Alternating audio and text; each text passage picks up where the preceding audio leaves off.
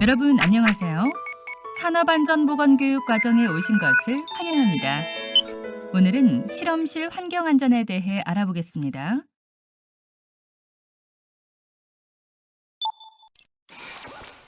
실험실 사고로 인한 팔과 손목의 2도 화상.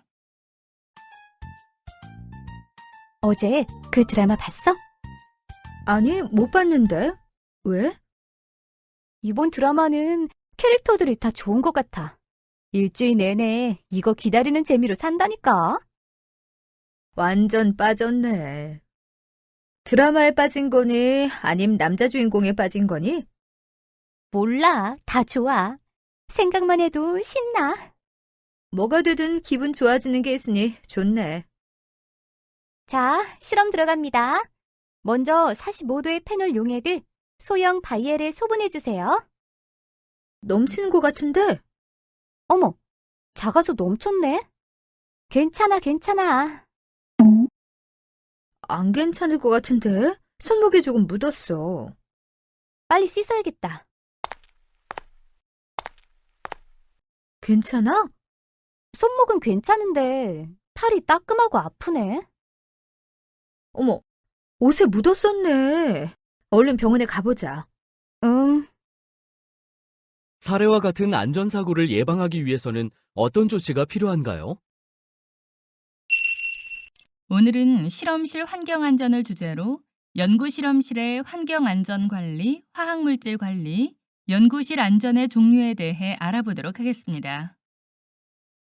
오늘 학습을 하고 나면 연구실험실의 환경안전 관리 사항을 숙지하고 실천할 수 있으며 화학물질을 안전하게 관리할 수 있습니다.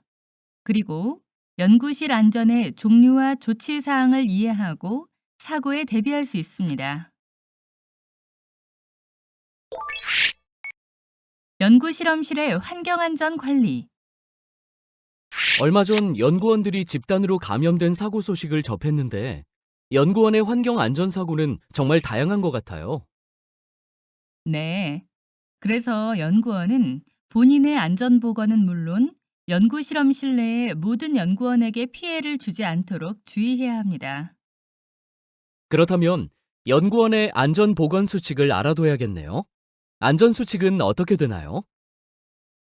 먼저 어떠한 실험을 계획하거나 새로운 장비를 사용하거나 화학약품을 다루기 전에 작업에 관계된 위험성과 안전조치에 대하여 알고 있어야 합니다. 그리고 연구실험실에는 전용의 보호구함을 비치해야 하며 유해물질과 방사성 물질 등을 취급하는 연구실험실에서는 실험복과 위험 요인에 맞는 보호장비를 착용해야 합니다. 보호장비는 연구원뿐 아니라 방문객도 착용해야 하잖아요. 물론입니다. 그래서 외부인이 실험실에 방문할 때에는 사전에 위험 요인에 대한 내용을 알려주고 보호장비를 착용하게 해야 합니다. 그렇군요. 연구 실험 중에는 긴팔 상의와 긴 바지를 입고 실험복과 보호장비를 착용하면 되겠죠? 네, 좋습니다. 개인 위생이나 안전을 위해서는 무엇보다 보호장구를 착용하는 것이 중요할 텐데 어떤 것들이 있나요? 마찰, 자극적 가스, 증기, 산 알칼리 같은 화학물질에 의해 발생할 수 있는 피부염, 화상 등을 예방하기 위해 안전장갑이 필수이고 앞치마, 안전장화도 착용해야 합니다. 그 외에 화학물질을 취급하는 실험실에서는 눈에 물질이 들어가지 않도록 보안경이 필요하고 가압된 진공용기 및 용접을 하는 실험에서는 폭발, 파열 위험을 방어하기 위해서 보안경과 함께 보안면을 착용해야 합니다. 나한전 씨, 귀마개나 귀덮개, 보호 마스크는 어떤 경우에 필요할까요? 분진이나 유해가스가 발생하는 곳에서는 보호 마스크가 필요하고요. 소음이 발생하는 곳에서는 귀마개나 귀덮개가 있어야 할 텐데 어떤 것을 선택해서 사용해야 할지는 모르겠습니다. 80데시벨 이상의 소음이 발생하는 연구실험실은 귀마개를 착용하고 95데시벨 이상의 소음에는 귀덮개를 착용해야 합니다. 보호 마스크로는 방진 마스크, 방독 마스크, 공기 공급용 마스크 등 세 종류가 있습니다. 어떤 상황에서 사용해야 하는지 살펴보세요.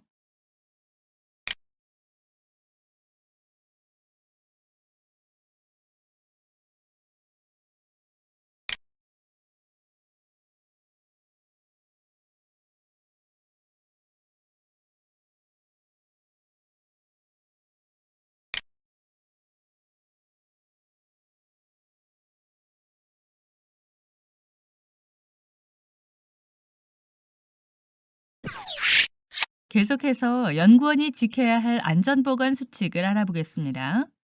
안전을 위해서 유해물질이나 분진 등을 취급하는 연구실험은 별도의 밀폐되고 환기시설이 설치된 부스에서만 실험을 진행해야 합니다. 연구실험실에는 유해화학물질의 취급과 보관을 알리는 포스터를 부착하고 저장 용기에는 사용물질에 대해 표시를 해두어야 합니다. 또한 취급하고 있는 화학물질에 대한 물질안전보건 자료를 게시하고 숙지하고 있어야 하는 것도 잊지 말아야 합니다. 실험 장비를 사용하기 전에는 사용 방법을 사전에 알아둬야겠네요. 그렇죠. 특히 안전장치 등은 임의로 변경하거나 해체하면 안 됩니다. 연구원들이 흔히 간과하는 부분이 음식물 섭취와 실험을 종료한 뒤인데요. 음식물은 실험실 내 냉장고에 보관하면 안 되며 실험실 내에서 섭취하는 것도 안 됩니다. 그리고 실험을 마친 후에는 사용한 화학물질, 장비, 기구 등은 다른 실험에 영향을 미치지 않도록 정리정돈해야 함은 물론이고 화학적 반응으로 사고 위험이 있거나 의료 폐기물 등 인체에 직접적 피해를 줄 수 있는 폐기물은 처리 규정을 지켜야 합니다. 주변 연구원의 안전에 대해 고려해야 할 사항은 자세한 내용을 살펴보세요.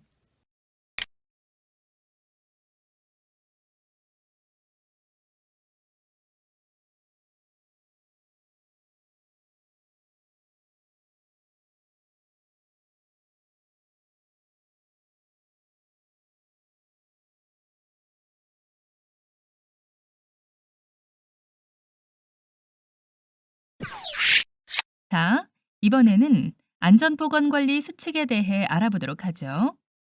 독성 및 부식성의 화학약품이 있는 연구실험실에서는 음식을 섭취하여서는 안 되지만 보관은 가능할까요? 안 되죠. 실험실 내에서 음식의 보관은 물론이고 먹지 말아야 한다고 하셨잖아요. 잘 기억하고 계시군요. 연구실험실에서는 음식 보관은 물론이고 섭취도 안 된다는 거 잊지 마세요. 네, 배고프더라도 참아야겠어요. 그렇다면 다음 문제. 실험대 또는 바닥 위는 실험이 끝나면 닦아 반드시 건조한 상태로 두어야 할까요? 물론이죠. 습한 것보다 마른 상태가 균 번식도 안 되고 좋다는 건 상식이잖아요. 딩동댕! 실험이 끝나면 정리정돈을 하고요. 연구실 바닥에 미끄러운 물질이 없도록 하여 항상 청결한 상태가 유지되어야 합니다. 네, 그러기 전 실험기구를 사용한 후에는 닦아서 말리고 귀찮더라도 꼭 전용 보관 위치에 정리해요. 그래야 다음에 찾기 쉽거든요. 마지막 질문입니다. 시약은 시약용 고정 선반을 사용하고 비이커 등에 덜어서 사용할 때는 표지를 붙이지 않아도 괜찮을까요? 네, 그렇게 하면 될 것 같은데요. 시약은 떨어져 깨지면 누출되어 확산될 수 있기 때문에 이를 예방할 수 있는 시약병 고정 선반을 사용해야 합니다. 그리고 비이커 등에 덜어서 사용하는 물질도 자리를 비울 때는 물질명과 전담연구원 표지를 붙여두어야 하죠. 그리고 사용한 시약병은 깨끗이 닦아 다른 화학물질 사용 시 화학 반응에 의한 사고 발생을 예방해야 합니다. 연구원들이 해당 실험실의 안전사고 및 화재를 예방하기 위해서는 미리 유해 위험 요인을 확인하고 이에 대한 조치를 취해야 할 텐데요. 조치가 잘 실시되고 있는지는 어떻게 알 수 있나요? 현재는 자율환경안전 점검을 시행하고 있습니다. 유해 위험 특성에 맞는 환경안전관리 규정을 작성하고 규정에 따라 환경안전 점검표를 작성하는 것이죠. 그리고 연구실험실의 위험성을 고려해 자체 점검 계획을 수립하여 정기적으로 점검해야 합니다. 규정에 따라 점검표를 작성한다고 하셨는데 환경안전관리 규정에 포함되어야 할 사항에는 어떤 것들이 있나요?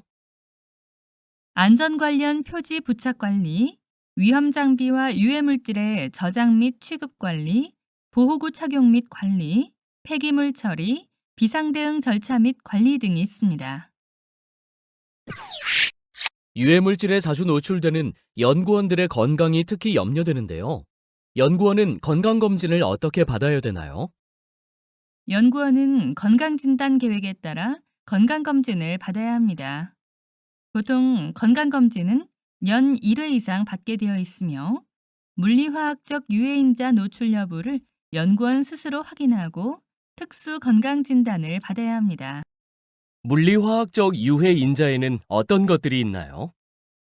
유기화합물, 금속류 및 산 및 알칼리류, 가스상 물질류, 분진, 소음, 진동, 방사선, 이상기압, 유해광선 등이 있습니다. 건강진단 결과에 따른 사후관리는 어떻게 해야 하나요? 첫째, 건강진단 결과에 따라 질환 의심자 분류 등 통계 관리에 대해 환경안전부서 지침을 따라야 합니다. 둘째, 질환 의심자는 의료진 면담 등 의학적 관리를 실시해야 합니다. 셋째, 의학적 관리 결과에 따라 질환 의심 항목에 대한 정밀 검사를 해야 합니다. 마지막으로 정밀 검사 결과에 따라 질환자는 완치될 때까지 추적 관리 계획을 수립하여 운영해야 합니다. 질환 의심자를 구분하여 정밀 검사를 한 뒤에 관리해야 하는 거군요. 교수님, 환경안전교육을 실시한다고 들었는데 어떻게 진행하는 것인가요? 네, 환경안전이 중요해짐에 따라 환경안전부서에서는 연구원을 대상으로 교육계획을 수립하여 실시하고 있습니다. 연간 교육계획에 포함되어야 할 교육 내용은 무엇인가요? 물질안전 보건자료, 보호구 사용 및 착용 방법, 안전실험 방법, 유해 위험물질 취급 방법, 실험기계기구 안전사용 수칙 등이 있습니다. 연구 실험실에서 사고가 발생한다면 무척이나 당황스러울 것 같은데 사고가 발생하면 어떻게 행동해야 할까요? 가장 먼저 해야 할 일은 신속히 주변 동료들에게 통보하는 것입니다. 그리고 가능한 한 사고를 초기에 신속하게 진압해야 하고 해당 건물에서 피신하여 도움을 요청해야 합니다. 응급요원에게는 사고 장소, 고립된 사람, 위험물질, 관련 장비 등을 알려주고 평소에 간단한 응급조치에 대해서 숙지하고 있어야 위급한 상황에 대비할 수 있습니다. 실험실에서의 화재 사고가 발생하면 어떻게 행동해야 하나요?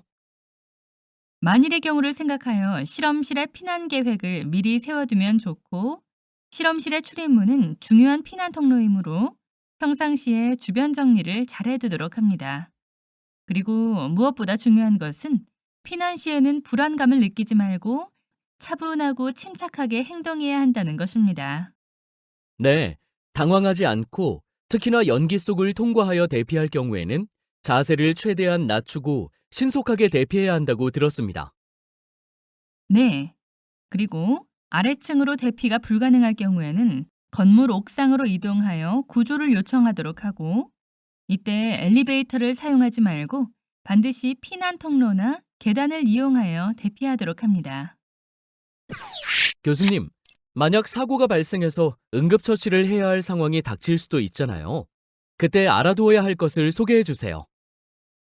그럴까요?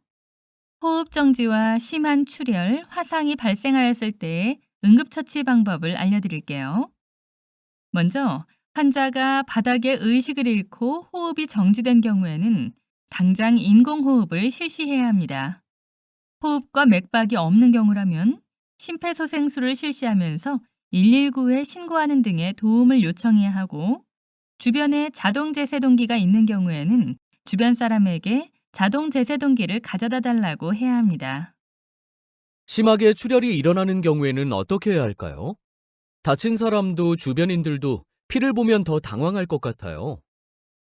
먼저 쇼크를 피하기 위해서 상처 부위를 감싸고 즉시 119로 연락합니다. 그리고 피가 흐르는 부위는 신체의 다른 부분보다 높게 하고 계속 누르고 있어야 합니다. 지혈대를 쓰는 게 좋을까요? 환자를 편안하게 눕히고 지혈대는 쓰지 않는 게 좋습니다. 다음으로 화상에 대해 알려드릴게요. 화상은 불에 의한 경우도 있고 약품에 의한 경우도 있는데 경미한 화상은 얼음이나 깨끗한 물로 화상 부위를 식혀주면 됩니다. 문제는 옷에 불이 붙었을 경우와 약품에 의한 심한 화상을 입었을 때입니다. 어떻게 응급조치하는지 살펴보세요.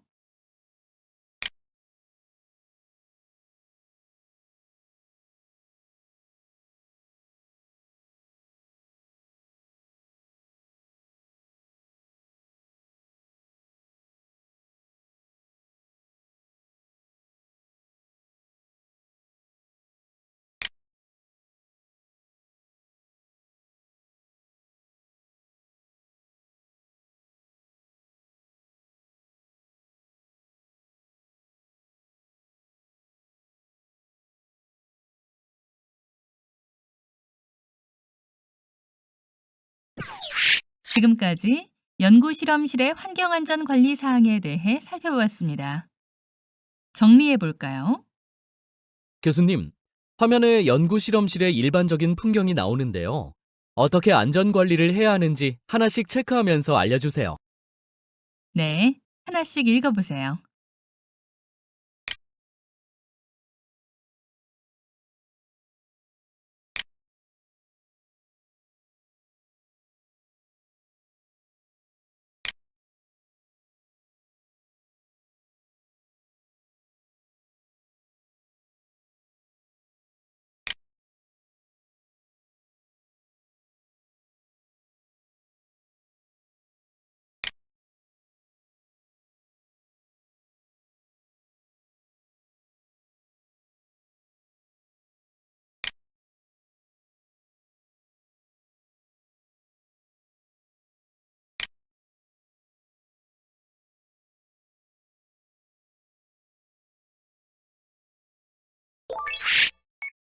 화학물질 관리.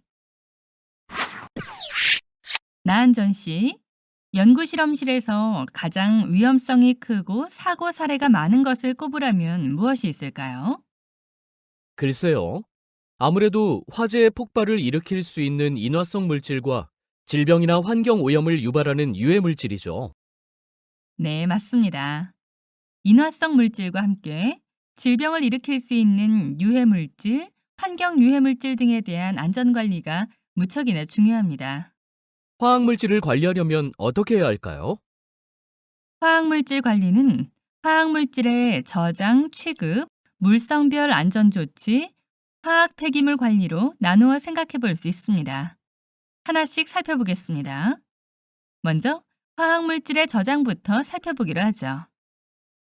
화학물질은 전용의 저장 공간이 있어야 하고 화학물질 저장소, 캐비넷, 냉장고 등은 저장해둔 물질명 위험성을 외부에서 확인할 수 있는 구조여야 합니다. 그리고 약품명, 책임자, 개봉일자, 위험성, 응급 절차를 확인할 수 있는 안전 표지를 부착해야 합니다. 네, 화학 물질은 유해 물질인지 아닌지 물성별, 특성별로 저장할 필요가 있으니까 그런 표기가 반드시 필요하겠네요. 간혹 알파벳 순이나 가나다 순으로 찾기 쉽게 분류하고 저장하는 분들도 있습니다만 정말 위험합니다. 서로 반응할 수 있는 물질들은 격리 조치가 필요한데 말이죠. 보관 장소도 중요하지만 음식물처럼 화학 물질도 보관 기간이 있나요? 물론 있습니다. 위험물질의 보관 기간은 가능한 한 짧게 해야 하고 안전을 위해 누출을 확인할 수 있는 감지시설과 경보장치도 설치해야 합니다. 저장 용기는 어떤 게 좋을까요? 좋은 질문입니다. 저장용기로는 개별 저장용기, 저장용 캐비넷, 연구실험용 냉장고가 있는데 각각의 물질에 따라 알맞은 것을 선택하는 것이 좋습니다. 내용을 확인해 보세요.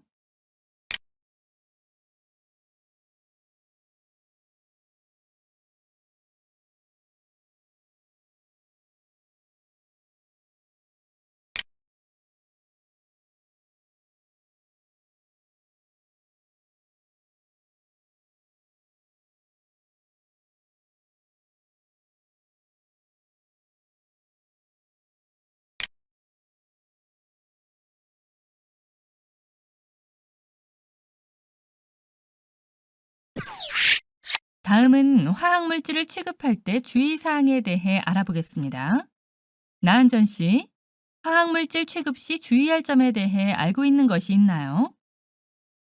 화학물질은 가능한 한 소량을 사용해야 하고, 취급 전에 화학물질의 성상을 확인하고, 누출이나 인체 접촉 등 비상시의 안전조치, 응급처치 및 비상 대응에 대한 내용을 인지하고 있어야 합니다. 그 외에 취급 시 유의해야 할 점은 무엇인가요? 화재 폭발의 위험이 있는 실험의 경우 폭발 방지용 방호벽 등 특별한 방호 설비를 갖추고 실험을 해야 합니다. 또한 유해물질의 폐기물을 처리할 때는 수질오염, 대기오염을 일으키지 않도록 주의해야 하고 화학 실험은 다각도로 안전 조치를 한 후에 실험해야 합니다. 예를 들면 어떤 안전조치들이 있을까요? 화학 실험에 어떤 종류와 기계적 강도가 필요한지 예상한 후 그에 따른 안전 조치를 실시할 필요가 있습니다. 유의해야 할 사항들을 살펴보세요.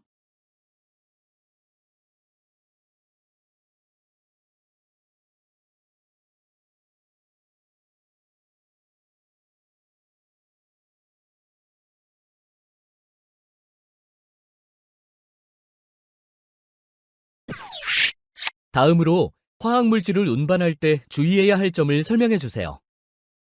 간혹 유해물질을 손으로 운반하는 경우가 있는데 그냥 손으로 운반하면 위험하다는 거 아시죠? 적절한 운반 용기에 넣고 운반하여야 하고 넘어지거나 깨지지 않도록 주의해야 합니다. 바퀴가 달린 수레로 운반할 때에는 고르지 못한 평면에서 튀거나 갑자기 멈추지 않도록 고른 회전을 할 수 있는 바퀴를 가진 것이어야 하고 가연성 액체는 증기를 발산하지 않는 보관 용기에 담아 운반해야 합니다. 모든 운반용 술의 누출 방지 조치도 해야 할 것 같습니다. 맞습니다. 잘 알고 계시네요. 자, 이번에는 화학물질 물성별 안전조치에 대해 알려드리겠습니다. 화학물질은 독성, 산과 염기물, 산화제, 금속 분말, 폭발성, 자연 발화성, 인화성 등을 고려하여 조치가 취해져야 합니다. 위험한 물질들이니 분류를 잘해서 관리해야겠어요. 각 물질에 대한 안전조치 사항을 확인해 보세요.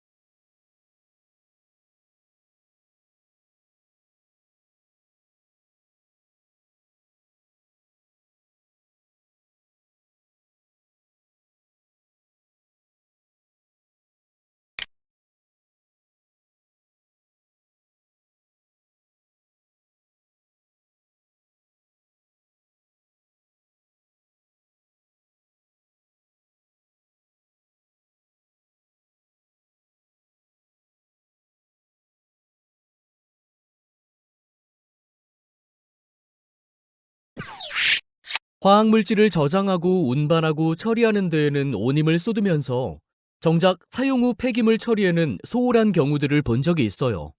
마지막 폐기물 처리까지 방심해서는 안 되는데 말이죠. 맞습니다. 위험 폐기물의 처리나 폐기물의 양을 줄이는 일과 관련된 재정적, 환경적인 측면을 인식하는 것이 매우 중요합니다. 실험실 사용자나 감독자는 폐기물 최소화 방안을 그 실험실 환경에 맞게 계획하고 적용해야 합니다. 폐기물을 최초 발생원에서 억제하고 어떻게 하면 재활용할 수 있는지, 그리고 올바른 절차에 따른 처리 방법 등에 대해서 고민해야 하는 것이죠. 실험을 하기 전에 미리 계획을 해야 한다는 말씀이시군요. 그렇습니다. 실험자는 화학물질의 관리를 철저히 하며 덜 위험한 물질을 사용하도록 효과적인 실험상의 절차를 개발해야 합니다. 그렇다면 올바른 실습 과정이란 실험 초기에 그 작업에 요구되는 용액의 양을 미리 예측하여 준비하고요. 실험상의 테크닉이나 실험 방법에 따르는 폐기물의 종류와 양, 누출, 화학물질이 저장과 취급 등 일련의 전체적인 과정을 심사숙고하여 계획해야겠네요. 맞습니다. 특히나 실험실의 화학 폐기물의 안전한 저장은 매우 중요하기 때문에 수집하는 용기를 올바르게 선택하고 수집과 저장에 따른 안전 지침을 준수하며 폐기물의 특성에 따라 격리 저장하여 위험을 방지해야 합니다. 안전한 폐기물 저장을 위해 주의해야 할 점은 무엇인가요? 과산화물을 만드는 화합물의 저장과 취급에 주의해야 합니다. 화학 폐기물들 중에 과산화물은 충격, 빛, 온도 변화, 열에 노출되면 폭발할 수 있으며 어떤 물질은 시간이 지남에 따라 과산화물을 생성하며 냉각되거나 증발이나 증류 과정에서 농축되거나 결정화되었을 때 폭발하며 치명적인 결과를 초래할 수 있습니다. 네, 이러한 부류들을 잘 인식하고 올바른 보관 및 취급 절차를 습득하도록 해야겠어요. 연구실 안전의 종류. 연구실은 실험이 다양한 만큼 안전에 대한 준비도 다양한 것 같습니다. 연구실 안전에 대해 좀 더 자세히 알려주세요. 네. 먼저 바이오 안전을 생각해 볼까요? 바이오 위험 물질은 작업자나 생활 공동체의 건강과 삶에 위험이 내재하는 작업 환경에서 존재하거나 발생되는 생물학적인 인자나 물질을 말하는데 보호 격리가 필요합니다. 보호 격리라는 게 뭐죠? 실험실에서 다루어지고 있거나 관리되고 있는 감염성 물질을 관리하는 안전 절차를 말하는데 1차 보호 격리, 2차 보호 격리로 나눌 수 있습니다. 1차 보호 격리는 감염성 물질의 노출로부터 실험자의 미생물을 다루는 테크닉과 적절한 안전장비의 사용에 의해서 보장됩니다. 2차 보호 격리는 감염성 노출로부터 실험실 외부의 환경을 보호하는 것이며 이것은 사용 가능한 모든 시설 설계까지 포함됩니다. 그렇군요. 그런데 교수님, 바이오 안전 수준이 뭐예요? 생물학적 위험 물질이나 인자를 4등급으로 나누어 각각 해당 위험 요소를 다루는 작업에 대한 위험 수준을 나타낸 것입니다. 각 단계는 실험 과정과 테크닉, 개인 안전 장비, 시설 및 설계 등과 관련된 안전한 취급과 노출을 최소화하기 위한 요령을 제시하고 있습니다. 각 수준에서 요구하는 표준 미생물 취급 요령, 안전 장비, 실험실 설비, 특별 준수 사항 등은 그 수준에 대한 바이오 위험 물질을 다룰 때 반드시 준수해야 합니다. 이어서 바이오 위험 폐기물에 대해 살펴보겠습니다. 화학약품과는 다르게 감염성 생물학적인 물질은 복제하는 능력을 가지고 있어서 대단위로 확산될 수 있기 때문에 그 처리가 더욱 중요한 것 같습니다. 그렇죠. 그래서 병원균 또는 바이오 위험 물질에 오염된 폐기물을 처리하기 전에 첫째로 고압 멸균하거나 소독제를 사용하여 무해하게 만들어야 합니다. 그리고 멸균 소독 후에는 봉투 안의 내용물을 확실하게 나타내는 라벨을 부착해야 합니다. 봉투는 바이오 위험 전용 봉투를 사용해야 한다고 들었습니다. 네, 바이오 위험 전용 봉투에 발생자의 이름과 주소, 발생 날짜와 포장 날짜, 바이오 위험 폐기물 또는 의료 폐기물이라고 표지하여 2차 보호 시설에 놓아야 합니다. 바이오 위험 폐기물은 내용물이 새지 않도록 주의하며 투명 봉투에 이중으로 담아야 합니다. 적절한 처분과 노출의 위험을 최소화하기 위해 최초 발생지에서 다른 폐기물과 따로 분리하여 수집해야 합니다. 주의를 해도 누출이 된다거나 하는 사고가 발생하면 어떻게 처리해야 할까요? 표준 행동 요령에 따라 멸균하면 됩니다. 정화나 멸균의 방법으로 물리 화학적 수단을 사용하는데 열, 액체 소독제, 증기와 가스, 방사선 등이 사용되고 있습니다. 내용을 확인해 보세요.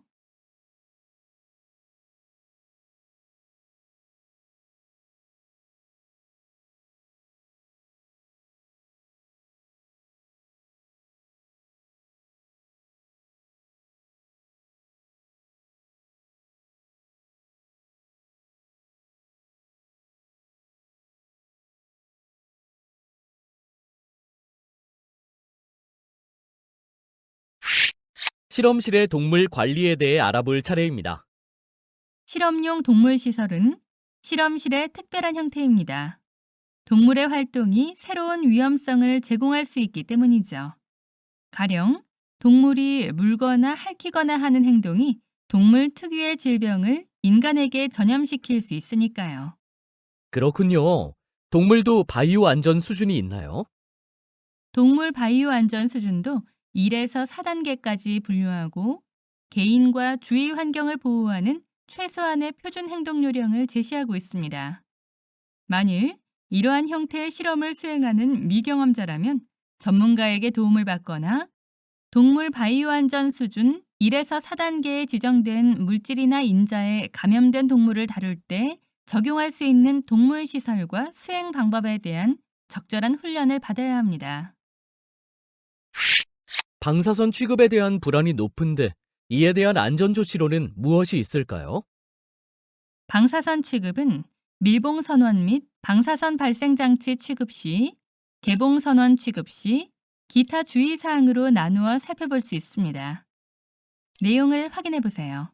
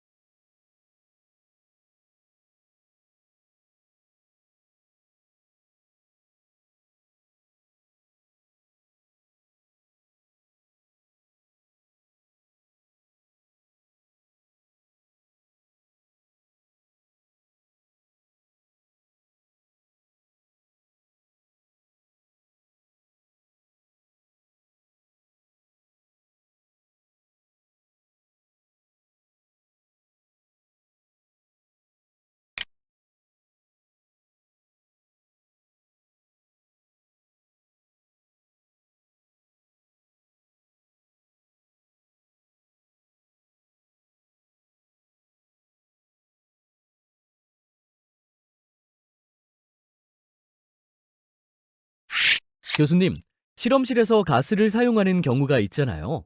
가스를 사용할 경우의 안전도 알려주세요. 가스 안전의 경우 크게 금지 사항, 준수 사항, 가스 보관, 가스 누설로 나누어 살펴볼 수 있습니다. 내용을 확인해 보세요. 먼저 금지 사항은 사고를 예방하기 위한 가장 기본적인 사항들로 실린더에 있는 기체를 혼합하거나 실린더 캡을 열기 위해서 밸브 캡 입구에 렌치, 드라이버 등의 물건을 집어넣으면 안 됩니다. 그리고 실린더의 어떤 부분이라도 팥이 125도 이상 온도에 노출시키면 안 되며 실린더를 전기 회로의 일부분으로 사용하거나 압축 공기 대신에 산소를 사용하면 위험합니다. 또한 실린더를 아크에 노출시키는 행위, 실린더로 다시 제품을 넣는 행위, 실린더에 다른 제품을 넣는 행위 등도 금지됩니다. 그리고 실린더 색으로 내용물 인식을 인식하지 말고 반드시 라벨로 내용물을 확인해야 합니다. 승인된 방법 이외의 방법으로 실린더의 압력 또는 회수율을 높이기 위하여 실린더를 가열하는 행위 등도 절대 금물입니다. 이번에는 가스 안전을 위한 준수 사항을 살펴보겠습니다.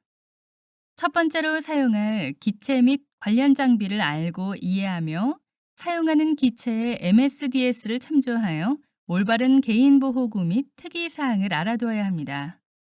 다음으로 저장, 운반 또는 사용 중인 실린더는 안전하게 보관해야 합니다.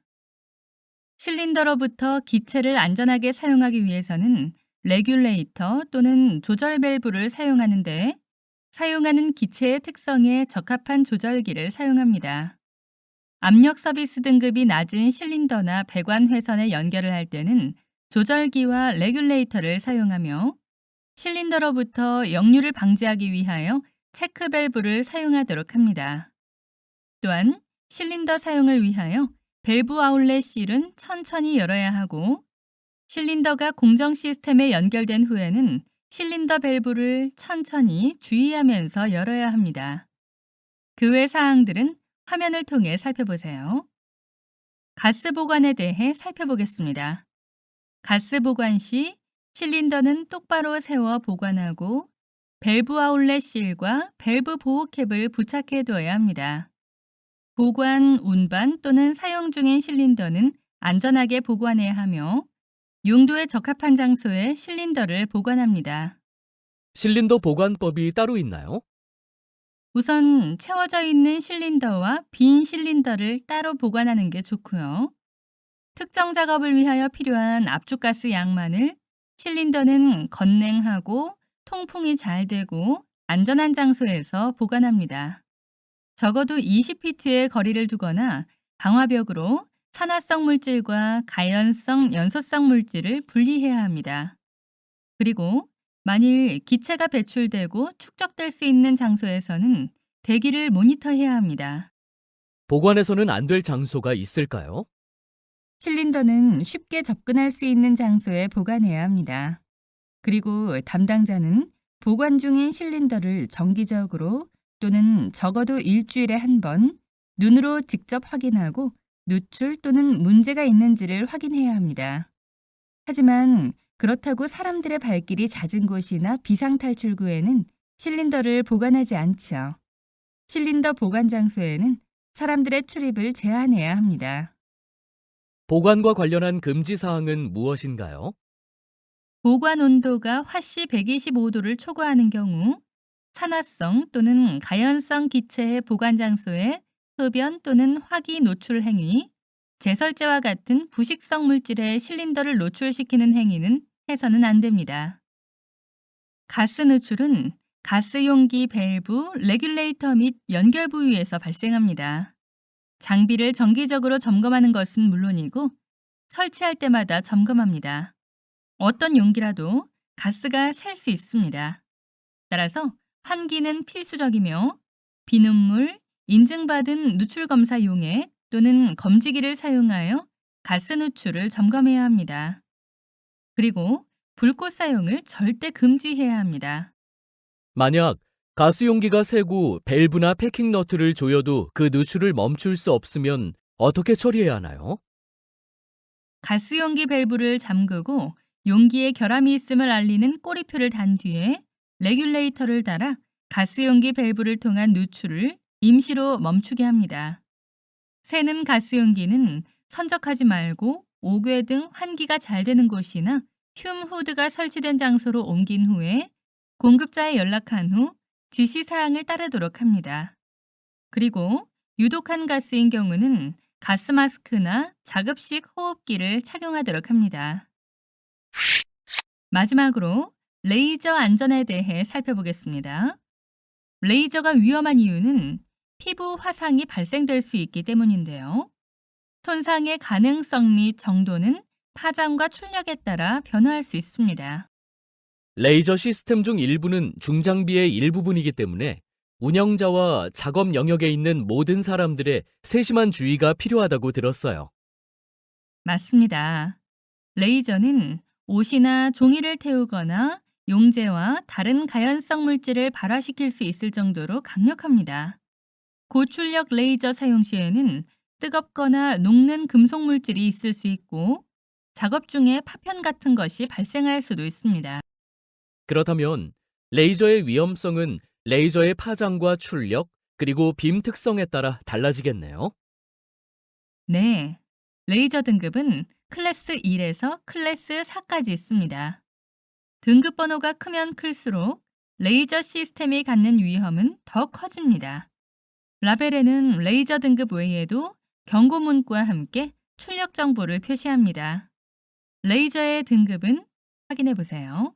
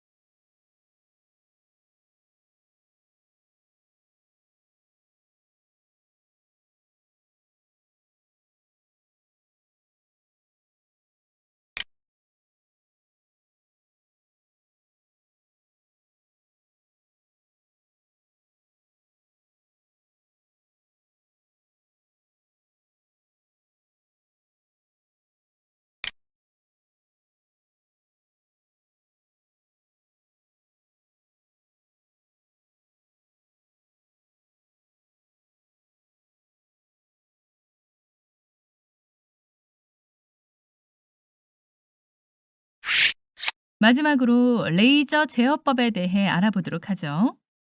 작업구역에 있는 모든 사람들은 레이저를 발진시키기 전에 적절한 레이저 보호 환경을 반드시 착용해야 합니다. 레이저를 직접 사용하지 않더라도 보호 환경 착용은 필수이며 전원이 켜져 있을 때에는 레이저 출력이 나오는 부분을 직접 들여다보면 안 됩니다. 네, 최대한 눈 위치에서 레이저를 멀리한 상태에서 레이저와 광학 부품을 설치해야겠어요. 레이저가 켜져 있을 때에는 파이버 또는 콜리메이터를 설치하거나 분해하지 말아야 하고 필요하다면 낮은 출력 상태에서 출력 부분을 정렬시킨 후 서서히 출력을 높이는 것이 좋습니다. 레이저와 가공재료 간의 상호작용이 강도 높은 자외선과 가시광선을 만들어낼 수 있으므로 가시광선이 눈에 손상을 입히지 않도록 레이저 챔버를 설치해야 합니다. 그 외에도 레이저와 가공물 표면 사이에서의 상호작용으로 가스, 불꽃, 파편 등이 일어날 수도 있죠. 그렇죠.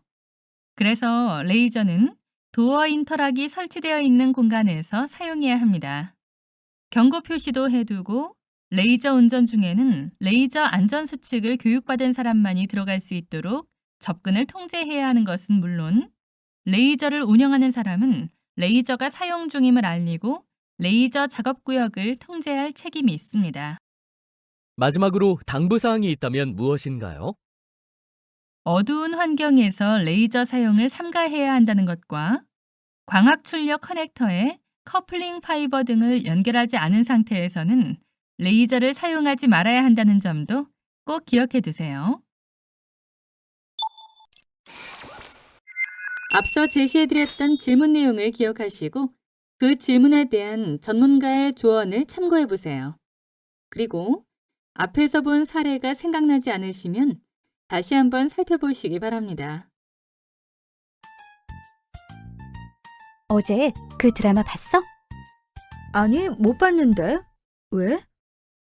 이번 드라마는 캐릭터들이 다 좋은 것 같아.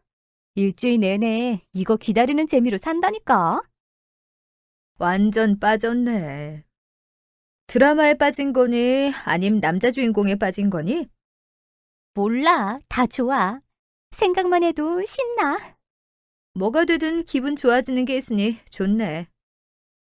자, 실험 들어갑니다.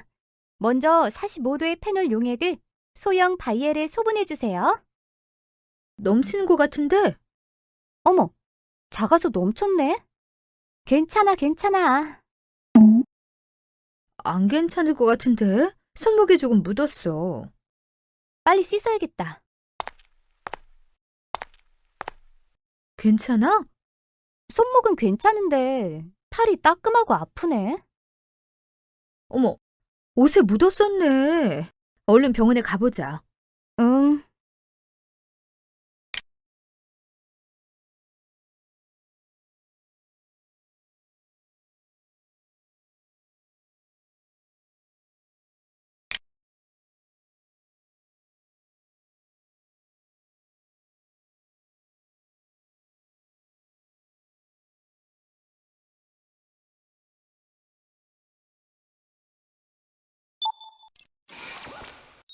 그럼 오늘 배운 내용을 다시 한번 정리해 보겠습니다.